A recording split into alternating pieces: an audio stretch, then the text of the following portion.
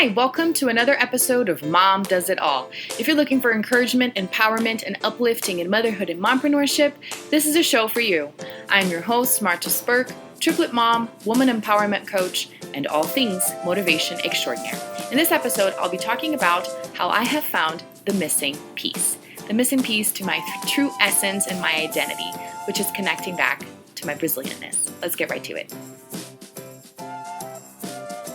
Hopefully you're not sick of hearing me say how doing more stuff in Portuguese has really changed something in me. It's like flipped a switch inside of me. And that's why I wanted to talk about this as the missing piece for me to really know myself and accept myself. And the reason is because for the longest time, I really thought that motherhood, and especially triplet motherhood, was the harshest transition that I had gone through, which it was. I mean, it was a really harsh and crazy transition, and it's still a journey that I am, learning and growing with. But one thing that I've been noticing that I was really leaving aside was the fact that I am not from here. That years ago, I married a man from a different culture, and I came to move here, and a lot of it, too, the fact that I lived here for 3 years and then came back to Brazil and experienced my very own culture that I had been in for 23 years in a different way because I was away for a while and I experienced something else. And then kind of having a falling out with my own culture and realizing I don't really fit here anymore and I want to go back because that's where I want to raise my kids, meaning America. It was a huge thing inside of me that I didn't pay close enough attention to because, of course, I was looking after my family and looking to see what was best for us to do for our kids by moving back to the U.S. and just living here. And as I connect with more Brazilians, with the work that I'm doing, especially with more Brazilians here in Colorado, and now even in other states, because this is how crazy all of this has been, is that besides the Brazilians in Brazil that have been reconnecting with me from school, people from church, sometimes people that I don't even know, I've also been getting messages and being connected with people that are living here in the U.S. and even in Canada, and understanding that we're all kind of on the same boat because we're not in our country. And I never wanted to go this route. It wasn't in my agenda at all to be talking about these things because I thought I was past that. Yeah, I'm not from here, but I speak the language pretty much perfectly. I have no issues understanding anything. I'm almost as American as it gets because I just really immersed myself in the culture. And this is something that I never really understood, is why would someone move to a different country and not really make an effort to acculturate themselves, or whatever the word is, to really become a part of that country and try to think like those people think. And now I see that while that is what you should do in order to really understand those people and enjoy the place where you're at, because I see so many Brazilians, and I know this is true for many other nationalities, people that really seclude themselves, and it's like they're not living in that place. It's like they're not living in America because they just watch Brazilian TV and they only speak Portuguese. And that really always baffled me, because it's like, why? Just understand the place that you're at, because culture is so rich. It can only add to you. And what's interesting is that even though I have kept this thought process, now that I have been doing lots of interpreting work here in the U.S. and connecting with more Brazilians here, even if they're not as friends, but because of my work, And I've always kept that thought in my head, like, why don't you just learn? I don't understand. Why won't, when you make a little bit of a more of an effort to become a part of the place that you are at, I started thinking, well, I'm getting paid because they're not doing that. And at the same time, it made me think how I'm kind of doing the opposite.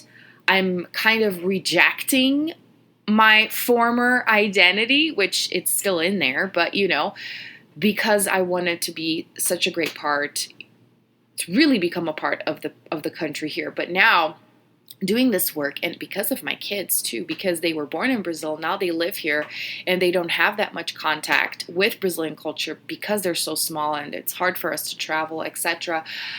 I started thinking how I, in a way, have really kind of rejected that part of me, and not intentionally, but it really brought to light the fact that it's not as simple and as straightforward as I was taking it for. I was kind of taking this transition in my life lightly. And this is exactly what I want to talk about, is that it's how me understanding this has made me want to talk about it and want to help people going through these transitions that they're just kind of ignoring and putting it to the side like it's just another part of life.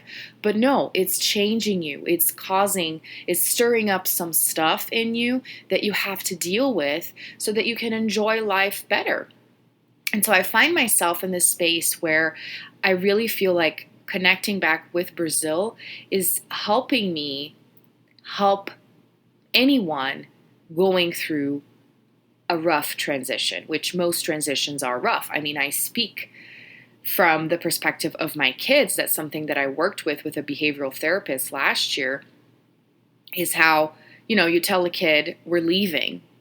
They don't want to leave, and so they're going to throw a tantrum because it's not that easy in their brains to turn that switch of, okay, mommy, I'm a little robot, so now I will do as you say. Because most times that's what we expect kids to do, right? And it doesn't work like that, especially once they're a little bit older.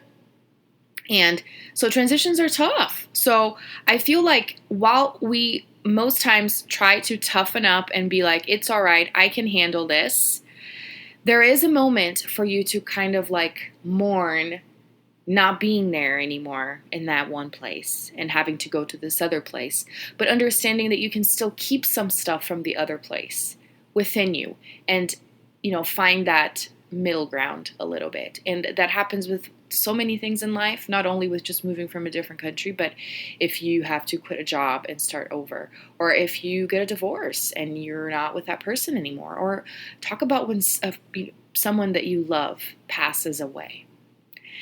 So we go through these transitions all the time, and I feel like while some people might not take it for granted, they might be dwelling in it way too long, and it's time to move on.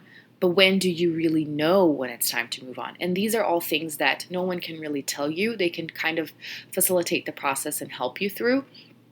But you're the one ultimately that has to go through that and understand yourself enough to know that, okay, it's time for me to pick some things that I want to keep with and find some things in my new place now, wherever that place may be, and just make the most of it and really enjoy life, because this is really my mission with the Empowered Women's School and in life, really, is understanding when to acknowledge something, live through that, and then move on, and just learning to listen to yourself, to trust who you really are.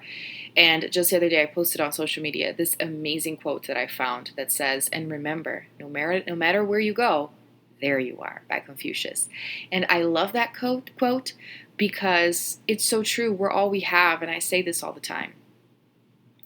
Everywhere you go, it's just you and you for the most part. And I feel like, especially becoming a mom, where it can be so lonely, even if you're surrounded by kids. In my case, the 3 kids. Sometimes I just want to be able to have another adult there to share that experience with me, to see that smile, or to see how naughty that child is and how in the world, And it's so many times in our lives, we feel like that. We wish there was somebody there that we could share some stuff with. That's why we get married, right? That's why we dream of that one person you want to spend the rest of your life with, which is great. But at the same time, we forget that no matter who we're with, it's always going to be us. So it's so important for us to get to know ourselves and to really understand how we operate and what goes on inside of us, because that's truly the only way you can be with somebody else and help somebody else and raise kids, is when you understand what's going on inside of you, because then you can really help someone do the same, especially as a mom. And so I just wanted to share, because it's kind of like an extension of my last solo episode where I talk about creating this woman-empowered school. But really, it's, and this is what I say, this whole self-love and self-awareness, self-discovery work, it really never ends. It is a journey, because as the days pass, you experience new things, so you learn new things. And that's why it is so important for us to really get to know ourselves, because all of these transitions and all the things that we go through in life, they make our lives much richer. They allow us to experience life on a deeper level. They give us stories to tell and lessons to teach to the people around us.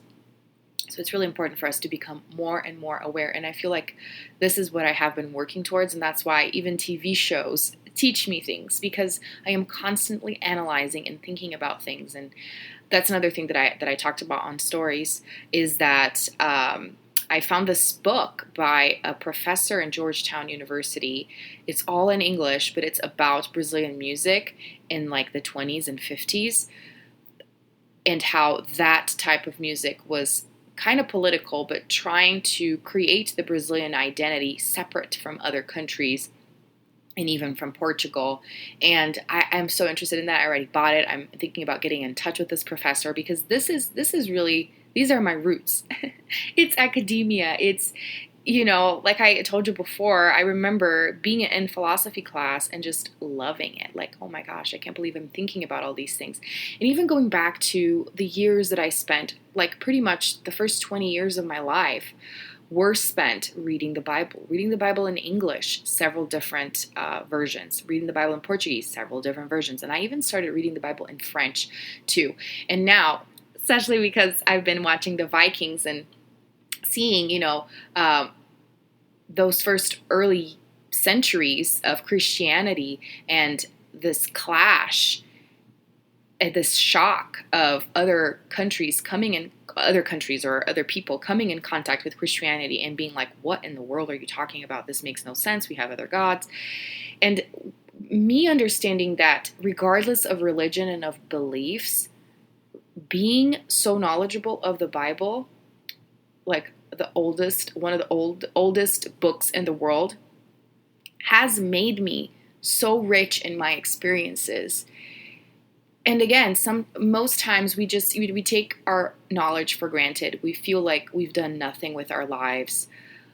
And I'm sharing these things so that you will think about your life and realize how much richness you have inside of you, just for yourself, to just be proud of your life and be happy of what you've done so far, but also to know that you can contribute to the world, to your kids. There's things in there that are so amazing that only you experience, because only you are you, that you can share with other people. And that's to say, all the things that I have learned by reading so much, they have allowed me to look at these things and experience life in a different way and understand things in a deeper level. Because essentially I'd been studying history for so long by reading the Bible.